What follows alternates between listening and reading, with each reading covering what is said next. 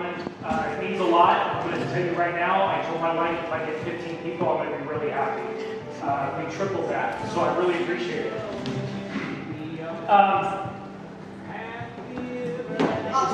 I got it. Okay, thank you. Thank you. I was going to unplug that. Alexa, turn off. Or unplug it.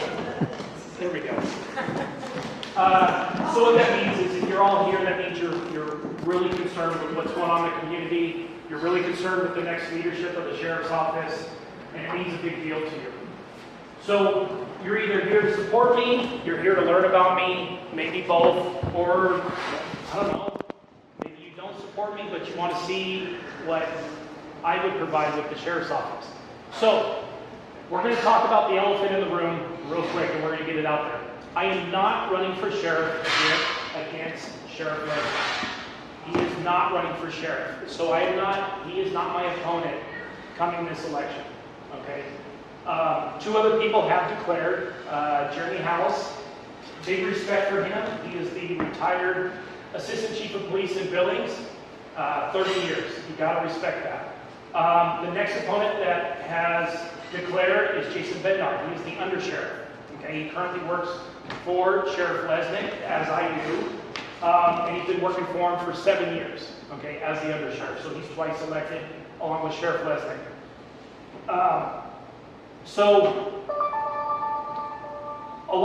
One of the biggest questions I get, number one, is, are you law enforcement? I am not law enforcement. Right now, I am not law enforcement. I am a detention officer at the jail. I run the jail. I get the inmates to their medical appointments, I get them their medication, I get them to their visits when they need to, I get them to their court cases when they need to be there. I bring them in, I let them out. That's my job, that's what I do. Prior to that, I dispatched.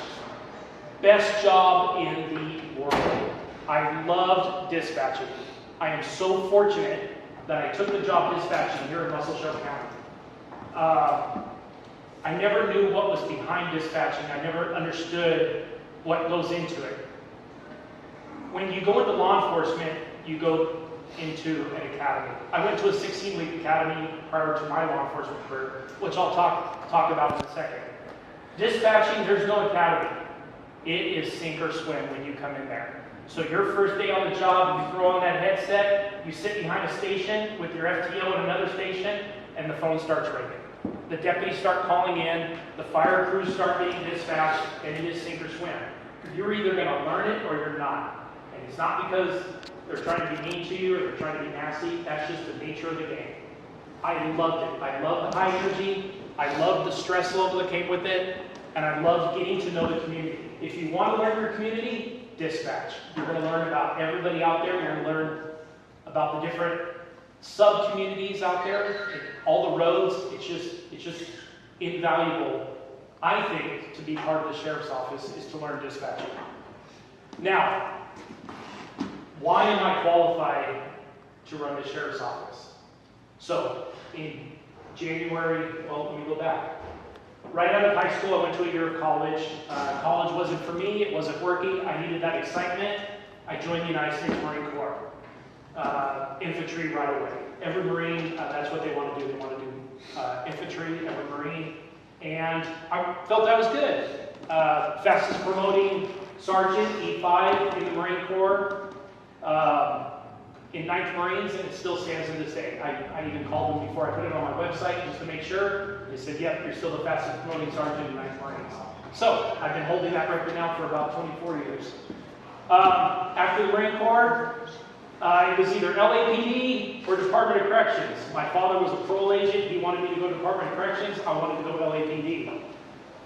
Typhoon Tina in Japan delayed me from leaving Japan, so I missed my testing for LAPD, but I did not miss my testing for Department of Corrections.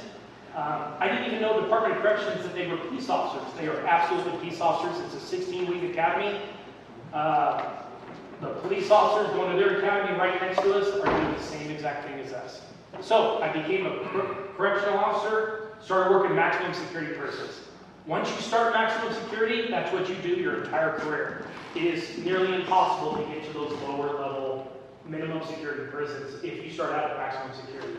They think something's wrong with you, they don't want you in those minimum securities anymore. So, the benefit of working on the West Coast in the Department of Corrections is you have all these major cities around called prisons. We have 32 of them. And inside those prisons, we have more inmates than the entire population of Muscle Shoals County. So imagine we have 3,000 to 4,000 people in Muscle Shoals County. Imagine a prison with 7,000 convicted felons in it. That was my city. That's where I worked. So we had robberies, we had financial crimes, we had gang violence, we had narcotics like you wouldn't believe. There was more narcotics in just one prison than all of Montana. And I know that's hard to believe, right? Because we have 1 million people here, but we're not all convicted felons. So with that said, I got the benefit. Usually it takes 10 to 15 years to become an investigator in the Department of Corrections. I was able to become an investigator after 4 years, 1 month. I worked my butt off, I studied, I got the job. And I got the job at the largest prison we had in California. So, became an investigator, immediately became a narcotics expert, gang expert, homicide, crime scenes, you name it, I worked it. So, my first year, I didn't even keep count. I mean, who does, right? I think my first year I had 32 homicides, my first year. Half of those were officer-involved shootings. So, when it comes to, is he qualified to do it? I'm not going to say anything negative about my opponents, but they lack the experience that I have when it comes to investigating crimes. Every crime out there I've investigated. When I retired after 22 years working inside the prison systems, I was a sexual crime investigator. And I was averaging 600 sexual crimes a month. And every single one of those crimes I treated as if it was my only crime I was investigating. Every one of them got my special attention. So, let's fast forward to why am I qualified here? When I declared that I was going to be running for sheriff, my messages blew up. I mean, I could not imagine the outcome I was going to have in 2 weeks with the amount of messages coming in. Yeah, a lot of them were, hey, what are you going to do about this crime? What are you going to do about this? What are you going to do about that? And I answered the questions. Sheriffs, we don't make laws, right? We just enforce the laws. We also have to be a leader. We also have to be a peacekeeper. So, again, it's going to sound a little arrogant, but I'm overqualified to be the sheriff and to be the leader of this town when it comes to crimes. So,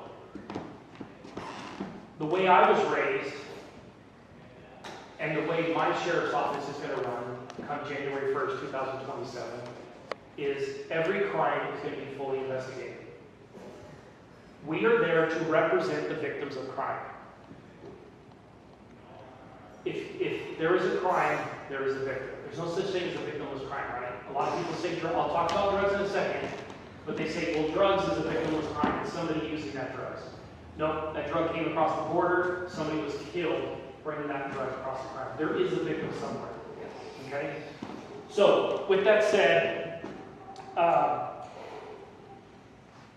we represent the victims. So the three parts of the justice system, of course, is law and order.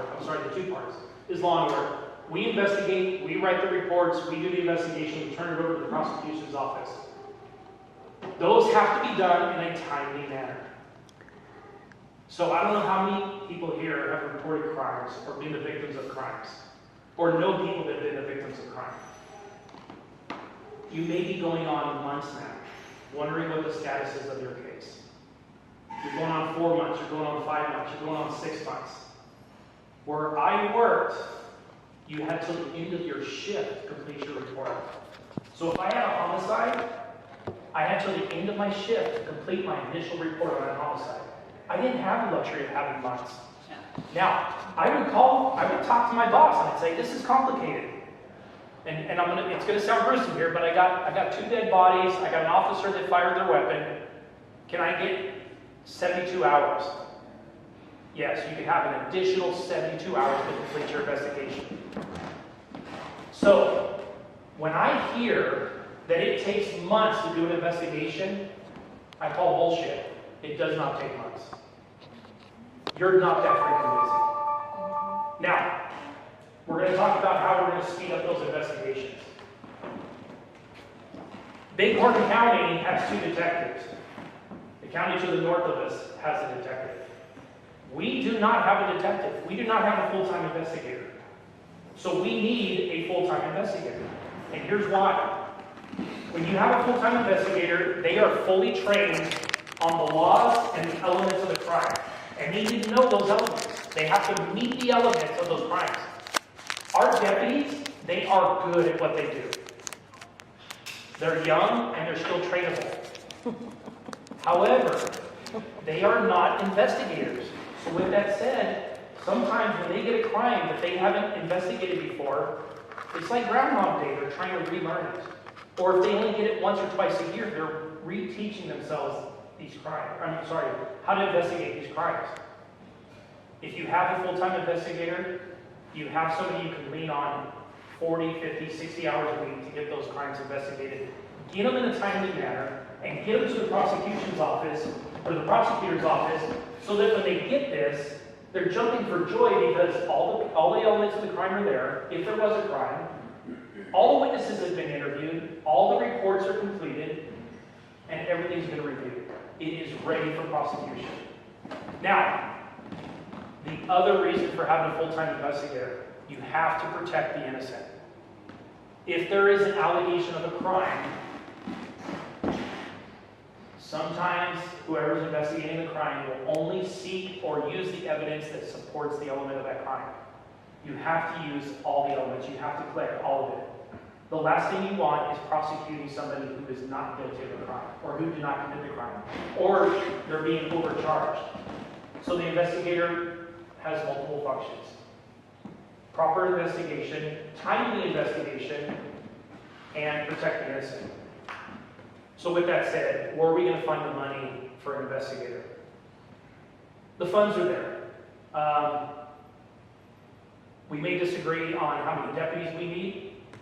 The funding is going to be there before I take office, and I'm confident I'm going to take office because in the next 8 months, I'm going to earn everybody's trust and show everybody why I should be the next sheriff. So I talked to my family, and this is how much we care about this community. I'm going to work with the county commissioners to come up with the money for a full-time investigator. January 1st, 2027, we are going to have a full-time investigator. I am forfeiting my pay as sheriff, and I'm not doing this for votes. I'm doing this because we need it. I am forfeiting my pay until we get the funding for a full-time investigator. So, I'm not collecting a paycheck until I work with those county commissioners and we get the funding. It's going to happen. The community is going to see a big improvement with the investigations once we get that. Now, I talked a lot about the full-time investigator because it just kind of gets to me that we don't have one. A lot of people say we're not big enough for that yet. It's not really the size, it's the crimes inside within the community. Okay, so enough on the full-time investigator, because that's going to be coming. Hopefully, after the midterms, June 2nd, which the midterms are going to decide the election. Everybody that I know of is running on the Republican ticket, so midterms on June 2nd. Whoever wins the midterms will eventually, or will win the election. So, the disagreements about the leadership within the sheriff's office. I'm not running against my boss. I actually enjoy working for my boss. I think his heart's there. I think he intends well. I think just like anybody else, he may get a little frustrated when you have lack of resources. I can't speak on his behalf. I'm not able to do that, or do I have permission to do that? With that said, there's things about law enforcement that I was brought up and I was taught. Number one, we don't minimize a situation and we don't justify it. So starting on day one, that is something that my deputies will fully understand, and my administration team. If we get a call for service, on our way there, we're not justifying what happened, and we're not minimizing it. And I'll give you an example. One time, there was a home out on Woody Drive, and a lady called up, and she said, I hear voices in the backyard, and I hear what appears to be gunshots. And it was around Independence Day. I'm dispatching. Hey, lady hears what she believes to be gunshots, and voices coming from behind her house. She's 20 acres out there. She needs somebody out there. For unknown reasons, this young deputy said, oh, it's probably fireworks. No.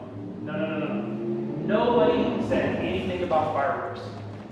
You're breaking the golden rule of law enforcement. You are trying to justify what's happening out there, and you're also minimizing it. That is coming to a stop when I get elected as sheriff. Now, I'm not saying we're going to go out there guns blazing. That's not going to happen. We're going to respond to the call properly, and we're going to do it based on our training. But if you head out there with the mindset that it's fireworks, then that deputy is looking for fireworks, not looking for the person that's shooting off a rifle or shooting off a pistol out behind somebody's house because she's locked in her bedroom scared.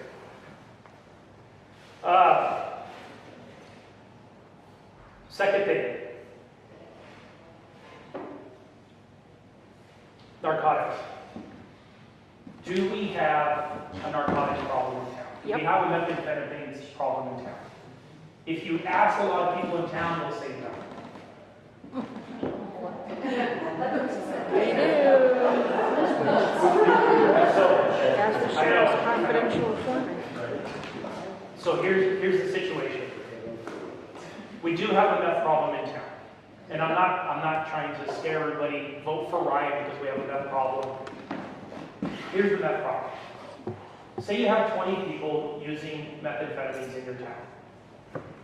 In order to fund the methamphetamines, you have to commit the crimes.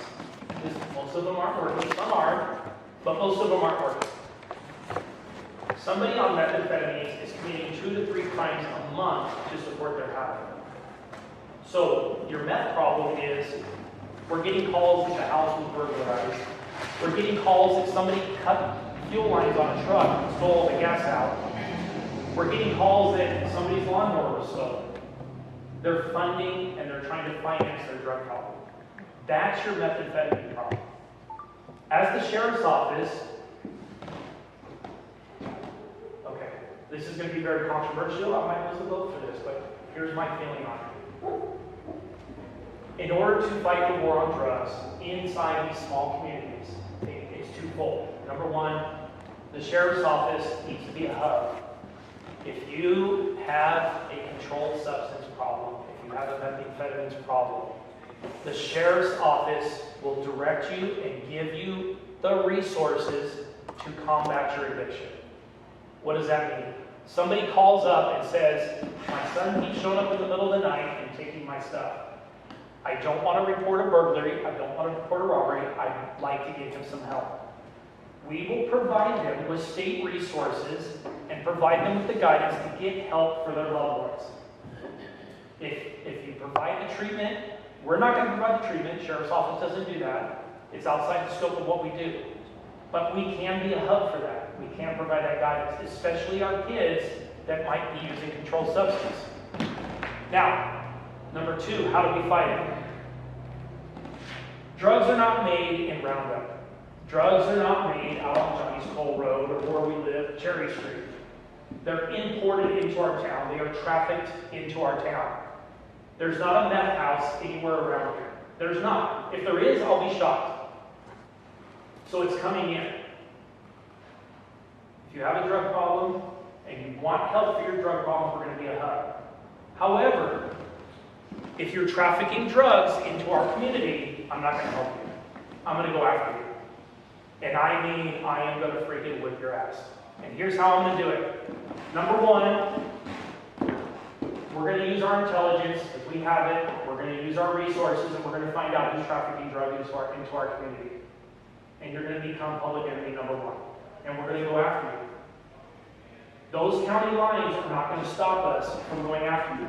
If you live in Billings, if you live in Wyoming, if you live in the western part of Montana, and you think you're going to make a buck bringing drugs into Muscle Shell County, we are going to go after you. Now, not only are you going to get arrested, and not only are you going to lose your freedom, but I was a state expert on forfeiture. If you make money off drugs, I'm going to take your money. Montana's laws on asset forfeiture are very clear. You will not profit from drugs. Now, people are going to tell me, you can't do that. Challenge accepted. Just because we haven't done it, doesn't mean we're not going to do it. So if you're using a car to facilitate the trafficking of drugs, your car is gone. It belongs to the state of Montana now. And it's eventually going to belong to the citizens of Muscle Shell County.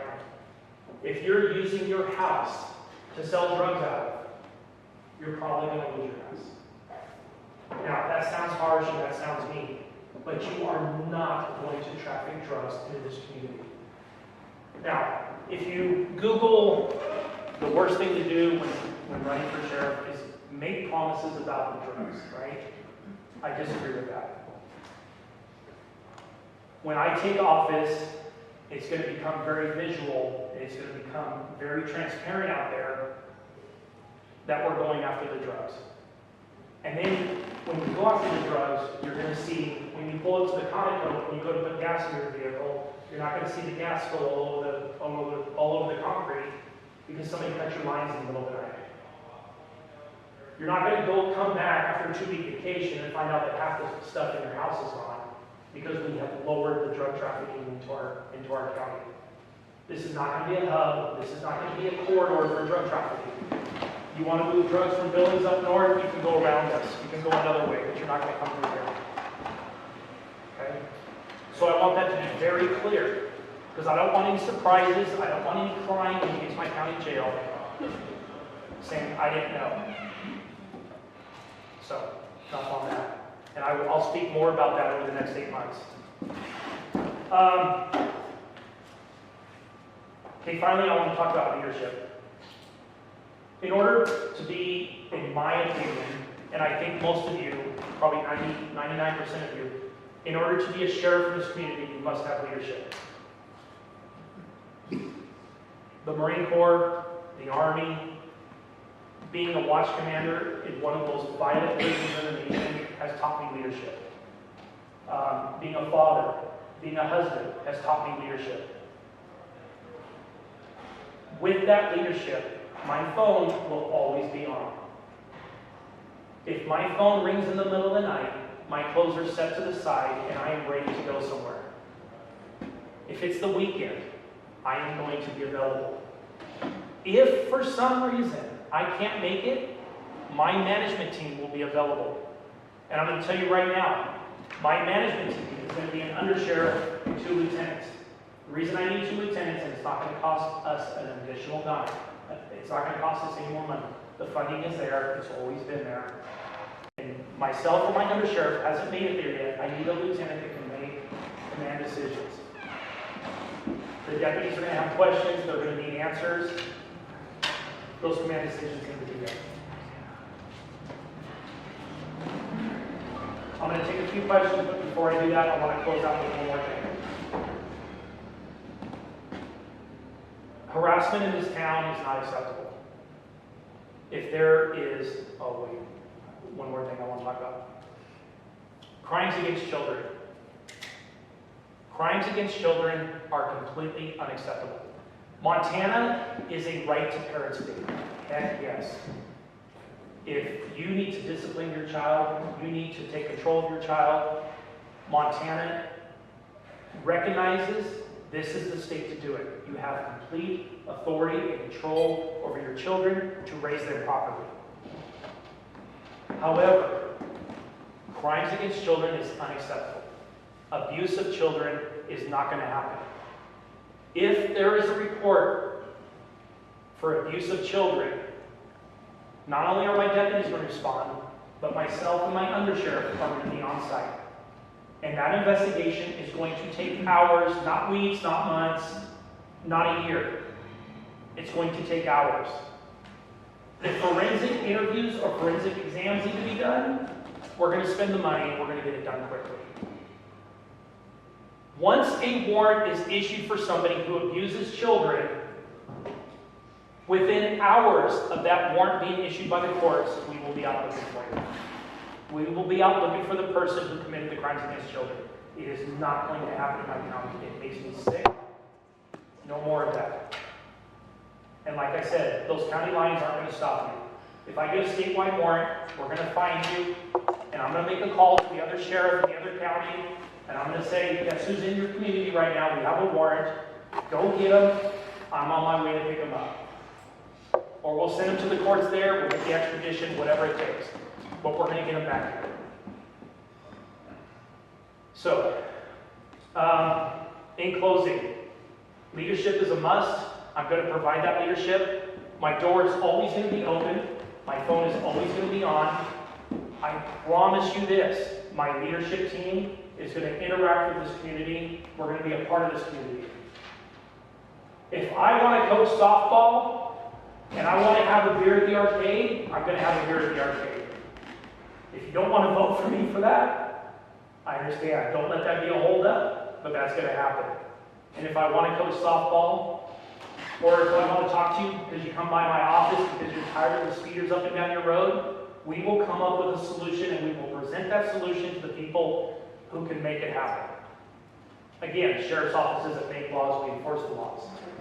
So we have to work with the people that make the laws in order to get those things under control.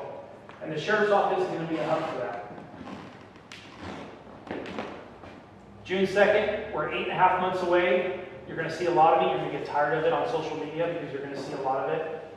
But I need to gain your trust, and I need to be able to run this sheriff's office with the leadership. Thank you.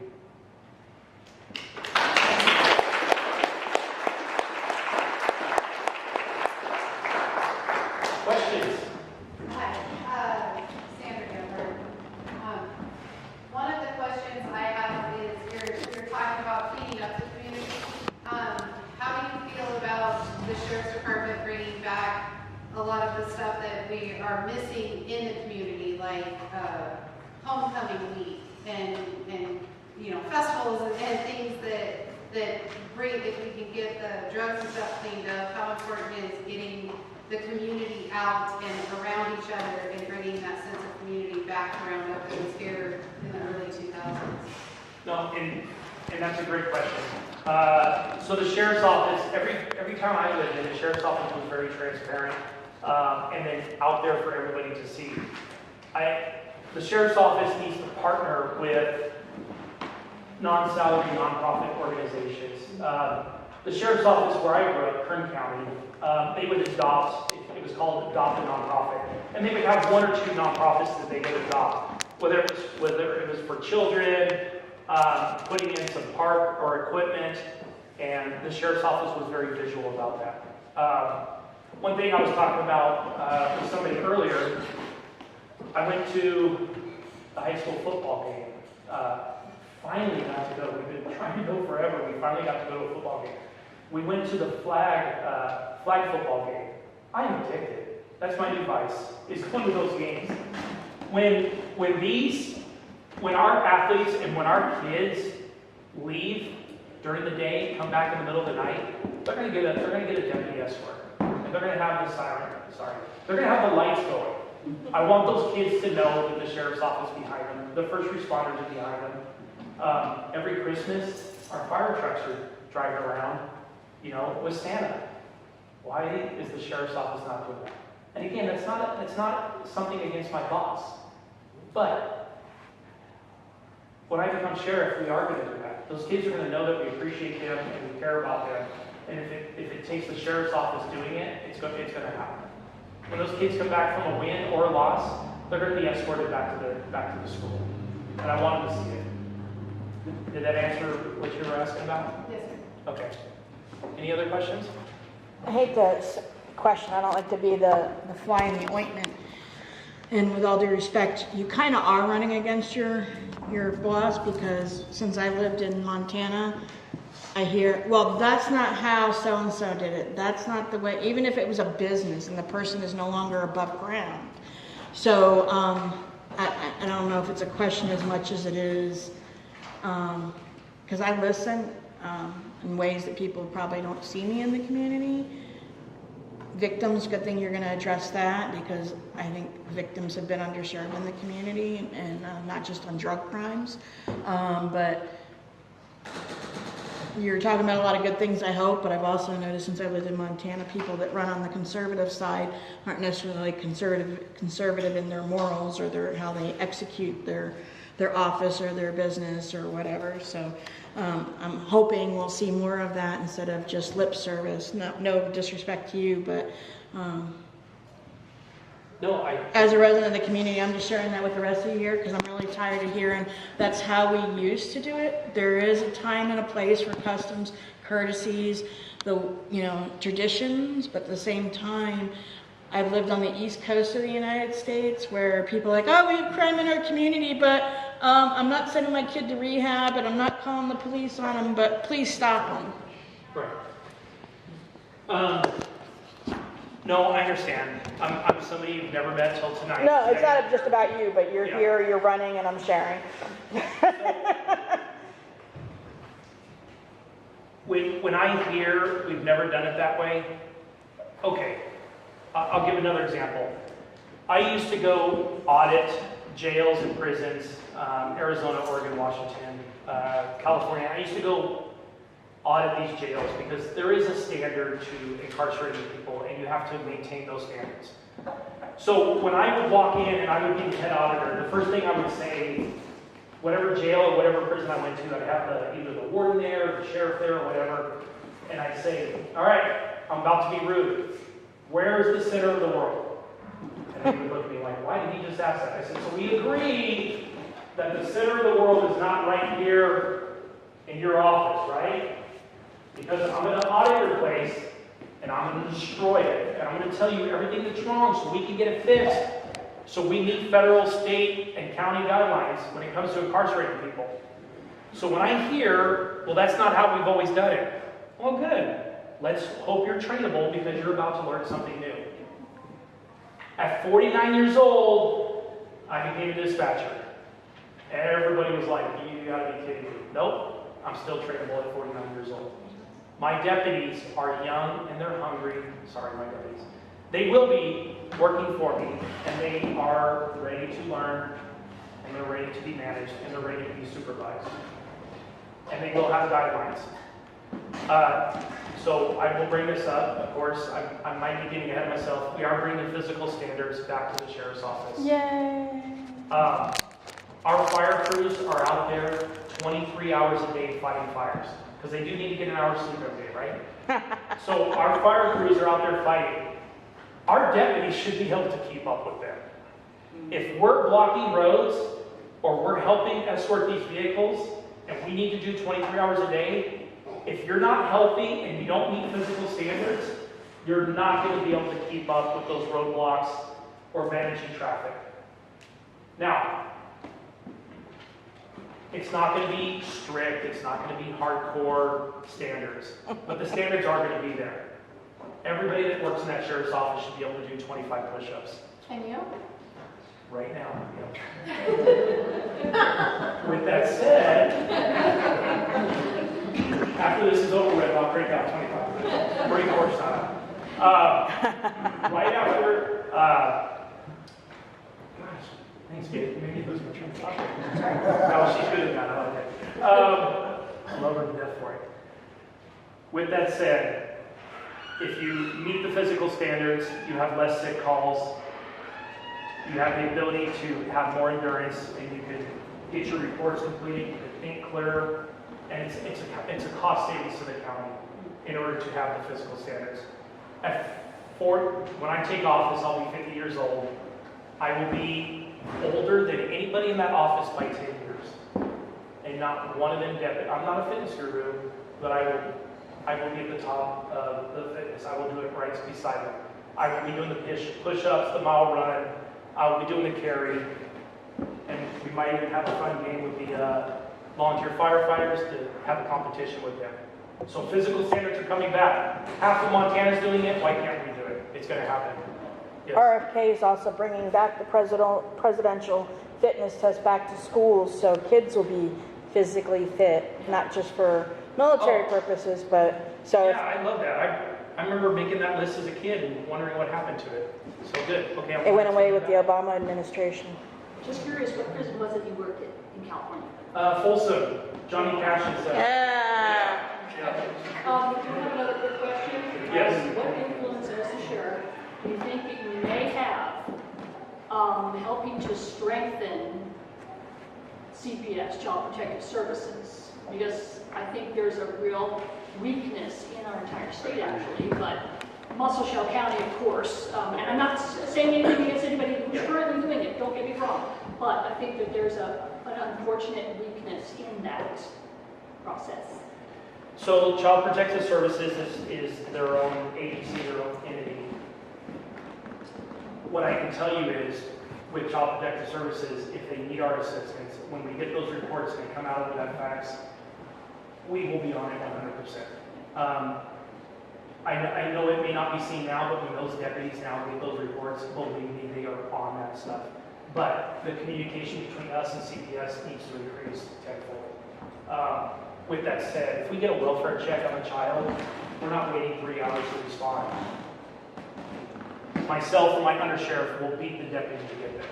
Okay.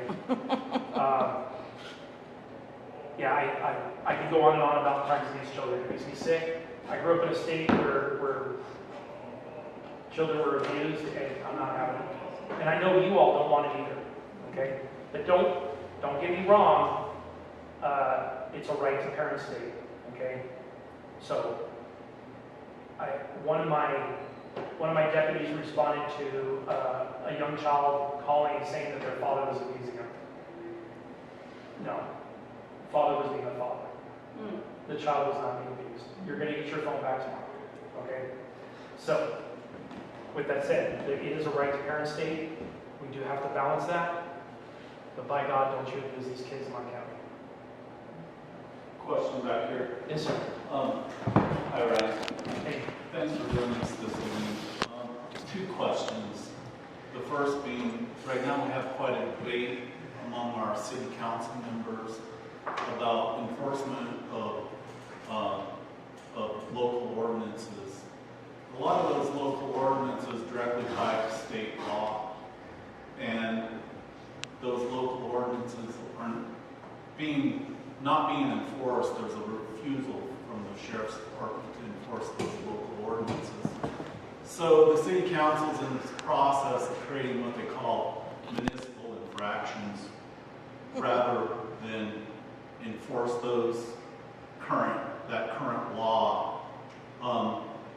By doing that, they're in breach of contract with the interlocal law enforcement agreement.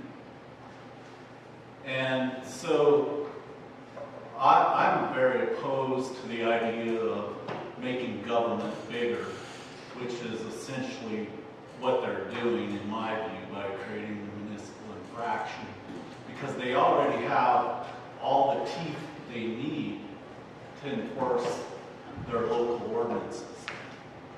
So my first question would be, how would you approach that? My second question has to do with the investigation process.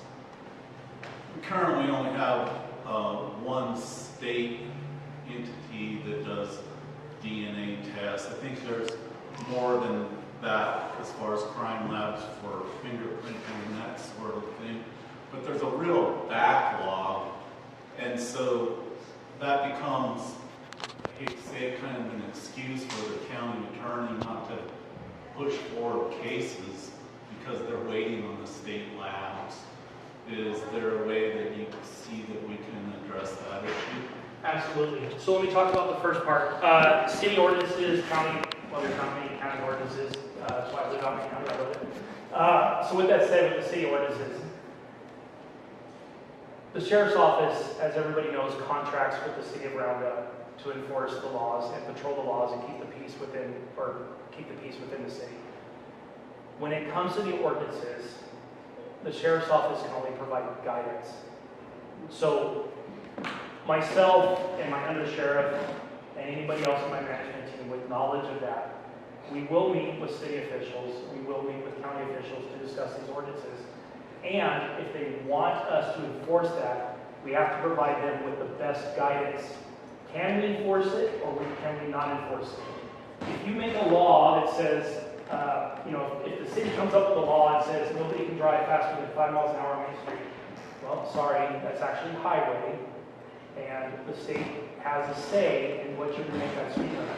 We will provide that guidance. Now, I know this wasn't part of your question, but the sheriff's office should never and will never get involved in the making of laws. We are there to enforce the laws. If the sheriff's office had the ability to make laws, we become selfish and we start making laws to benefit ourselves. So it's not going to happen. Like I said, we're going to provide the best guidance we can. If the city comes up with municipal, what did you call them? Ordinances. Ordinances. No, municipal infraction. Municipal infractions. We have resources within the state that would let the sheriff's office know if we are enforcing those or not. And we will reach out to those. It might be outside the scope of our law enforcement duties to enforce some of those infractions. Recently, there was an ordinance that was enforced by the sheriff's office, and I in my personal opinion, I felt it was unconstitutional, and it should have been looked into. I'm not going to talk about it, because I don't want to be an expert witness on the stand for that. But I believe it was outside the scope, and it was a constitutional violation, and the sheriff's office should not have enforced it. So with that said, that's my best approach to that.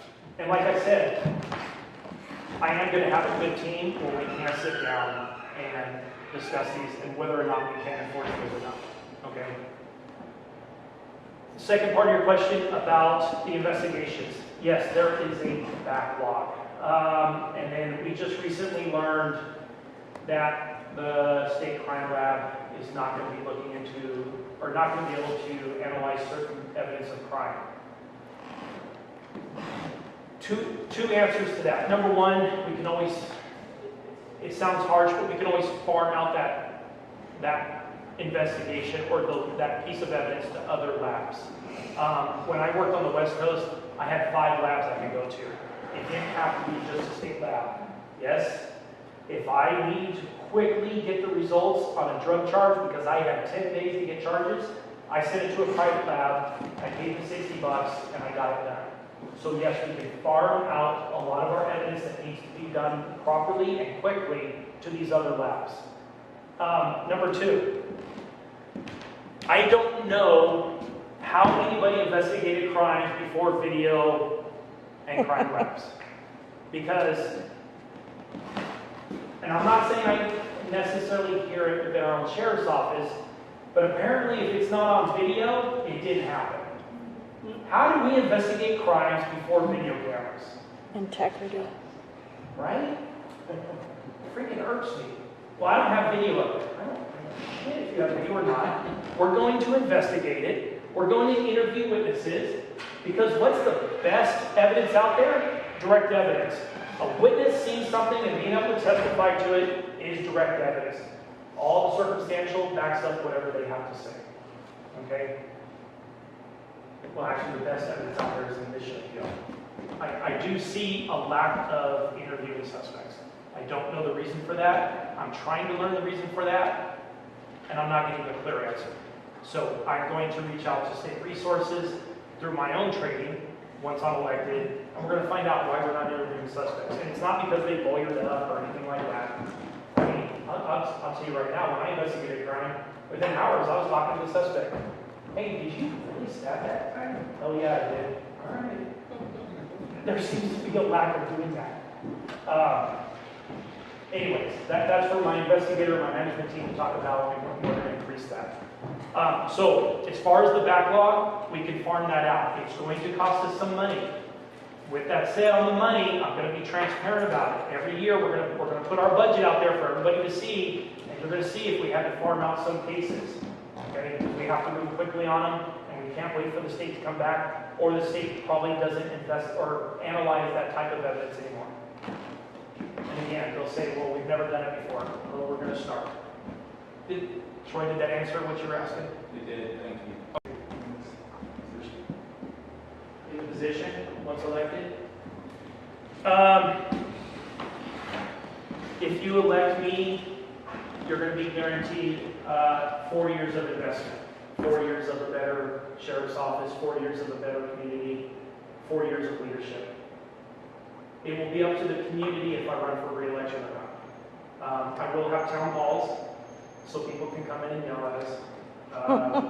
Hopefully there's not that much yelling, but people can come in and talk to us, and I will see if I'm going to run for election again. If I can accomplish in 4 years, so because I'm not going anywhere for the next 40 years. Wait, I got a good family. I'm not going anywhere for the next 50 years. So if I can do a lot of good in the next 4 years, I'm going to do 4 years. If the community says 4 more years, then I'm going to do 4 more years. Okay? And we'll do that.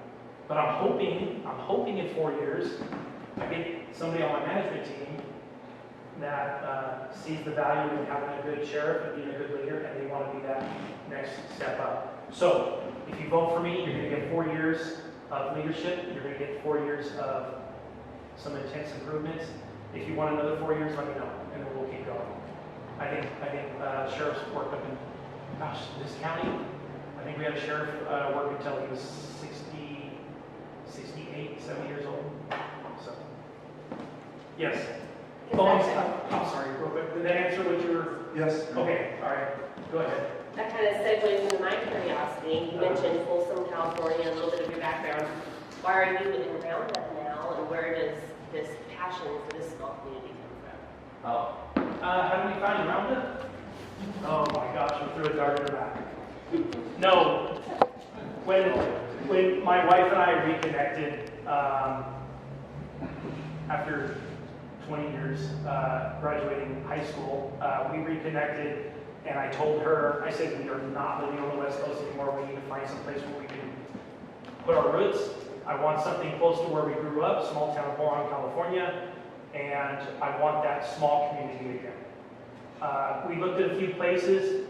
The minute we drove into town, we saw the Roundup on the side of this building right here. That was the selling point.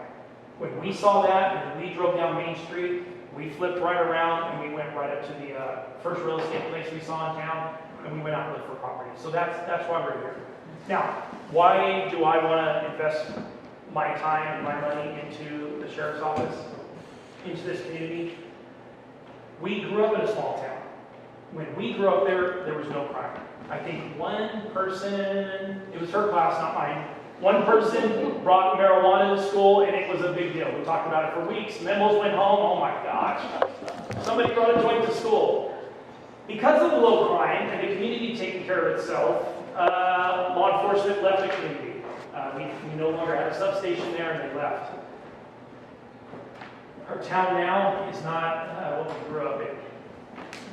It's in rough shape. So, if I can use the taxpayers on the West Coast paid a lot of money and invested in me in knowledge, classes, schooling to become good at what I do. If I can take that and provide that free service here, I'm going to do it. Because for the next 40 years, I want a clean community. And I want to be able to look back and say, man, 20 years ago I started that. They're seizing their freaking cars now. They're seizing their houses now. I want to be able to say I started that. And not for recognition or anything like that. Plus, I want to be more involved in the community. I'm retired now. Well, I'm not. I'm a jailer, but we're retired and we want to be a part of the community more. That's the answer. Can I also bring up that our bus driver was my mother, Yep. growing up in Bora. And my mom and dad lived here in Roundup too. She drove the bus for 33 years. Yep. She kept me safe every day until I was 16. Yeah. Imagine being that girl saying, don't talk about what we did this weekend on the bus.